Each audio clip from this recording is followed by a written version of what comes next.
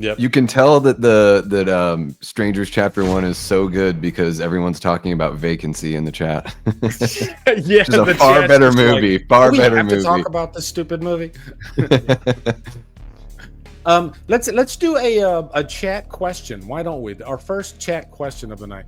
What's up, Lee and guys? Do you guys think there are too many remakes being made? This is from Deverick Grant, by the way. Where are the new original horror movies? Well, I mean, Deverick, there are quite a few original horror movies coming out. I mean, 2024 had a freaking bazillion brand new horror movies that came out. So I think you're getting both. I think you're going to get the remakes, but you're also getting a lot of original content. And I'd even say horror, more than any other genre, is giving you original content that's actually pretty good, to great. So I mean, last year, you guys, we had freaking, we had Long Legs, we had Strange Darling, Late Night with the Devil. I'm drawing a blank because there were so many of them, but. Yeah, I mean, they fly under the radar. They're not getting these nationwide 4,000 theater releases. They sometimes even fly under my radar, and it takes, like my friend Rudy, he's in the chat right now. He sent me Strange Darling. I probably wouldn't have seen that movie for God knows how long unless someone had sent it to me. So it's just like they're there. They're absolutely there. Sometimes you got to look for them.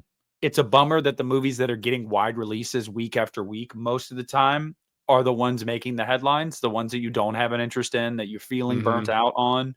But they're not the only ones coming out, I promise. Yeah, The Substance. Thank you, George. Oh my God, like that was the best movie of the year for me last year. The Substance. Now, as far as like remakes, do you guys think there are too many remakes being made?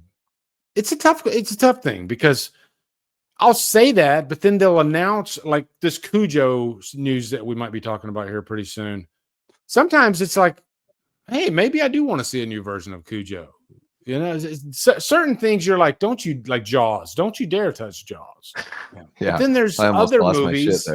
Yeah. There's other movies where you could make a remake of that, and I'd probably hell, you could make a remake of any slasher movie, I think, and I'm game because I love slasher movies so damn much. So it's tough for me to say they make too many because they do make too many remakes, but. John Carpenter did an interview years ago when they asked him, why do they keep doing so many remakes? And he says, that's an easy answer because it's a built-in brand. You're already doing half of the marketing up front just by announcing that the thing's coming, because what it does is it makes people say, they're remaking Town That Dreaded Sundown. Just throwing. That makes people want to go back and look at the original Town That Dreaded Sundown. Let me go watch that movie before this new movie comes out. Oh, I'm a fan of Town That Dreaded Sundown. Now let's check out this new movie that's coming out. Oh, that was different. One of the most unique freaking remakes, by the way, Town That Dreaded Sundown. But yeah, so John Carpenter's right. You don't have to market, probably a quarter as much as you have to market an original horror movie, because you got to make us excited. We don't give a shit. Unless there's like a name attached to it or like an Ari Aster. Ari Aster can get you in the theater immediately by his name. Quentin Tarantino can get you in the theater by his name. But for every Quentin Tarantino, there's 99 directors that were like, I don't know what that is. So I need to see a trailer that's really just going to knock my socks off, right? Yeah. So yeah, I think that's why. I don't know. What do you think, Davey?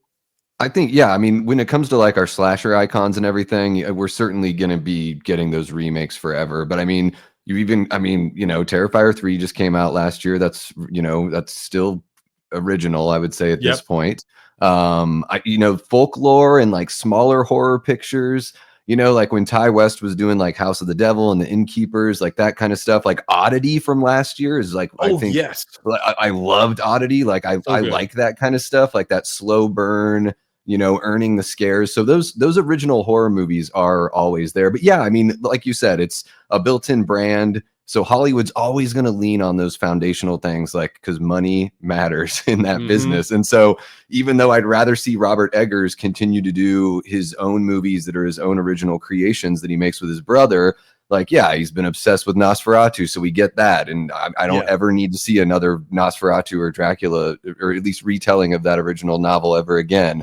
But now he's going to do like a werewolf movie or something like that. So yeah, I mean, it's just the way things are. And then sometimes I bitch about them and then end up loving them. Like in 04 or in 03 when they were talking about Dawn of the Dead coming out, I used to go to this website called Dark Horizons, like, way when, and I was like, there's no way this Dawn of the Dead movie is going to be good. They've said there's going to be a zombie baby, and it was just this guy that directs commercials is directing it. And then I went and saw it, and it was like going to a rock and roll concert, and I was back in the theater the very next day to watch it. That's how you do a remake. So yeah, so sometimes like, they might suck, like Strangers Chapter 1, or sometimes you get something that's a little refreshing and brings you back. But there's always plenty of streaming is good too. Because we always complain about streaming. We want physical media, blah, blah, blah, all that stuff. And I love physical media too. I'll die on that sword. But I think streaming's not bad because 10 years ago, or however long it was before streaming really took off, if a movie didn't go to the theaters, it was considered kind of B tier. It was considered straight to video. Remember that phrase, straight to video?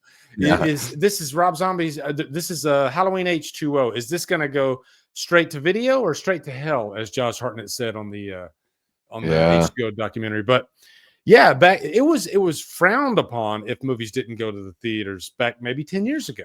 Now it's not frowned upon. It's, oh my God, there's this new movie on Tubi called Lowlifes that it's not in theaters, but this is actually pretty damn good. And that's what I love about the horror community. That's how I find out about all these things, is because people just wheels start spinning. People start talking about it. And that's how I found out about movies like Lowlifes. It's like, hey, like in Killer Flicks, guys, have you heard about this movie called Lowlifes? Check it out. And I run to Tubi and I watch it. So this day and age, man, I'd say most of the great horror movies that maybe not most, but maybe half of the horror movies that you find each year that are good might not even be in theaters, So no, and I would even posit the argument, and it might piss people off, whatever. I think the bigger problem isn't remakes. It isn't reboots. It isn't reimaginings. I think the bigger problem is the mindset that people have when they just hear that word. I think that the way we treat them, the way we treat those announcements, that's a bigger problem to me personally than those movies actually being made. Because the simple question is easily answerable. You already said it. John Carpenter said it years ago. It's built in. It's audience recognition. They know what it is. That's why these companies. What is every business in the business of? Making money. Duh. Money. So that's it. Yeah, they're taking properties that they know will make them money, or they hope will make them money. So the answer is very simple. I think the bigger problem largely is that, like, oh God, they're doing this one or they're doing this again. Like, I'm sorry, but I can give you 5 remakes off the top of my head that are better than the original. I'm sure we can all do that. Just because something is a remake does not mean it has to inherently be weaker. So I hate that mindset more than let's remake something personally. And if you step outside of horror, you got like Spider-Man that gets a remake every 10 years.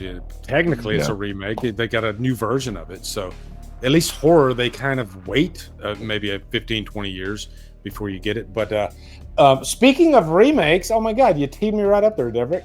Well, hello there. You just watched an outrageous clip from the Hit the Bricks podcast. I really hope you enjoyed that clip. If you want to see more clips, you can click here or you can click here. And you can just have yourself a ball, all right? And also follow the Hit the Bricks podcast on Spotify as well. Thank you guys. Have a wonderful day.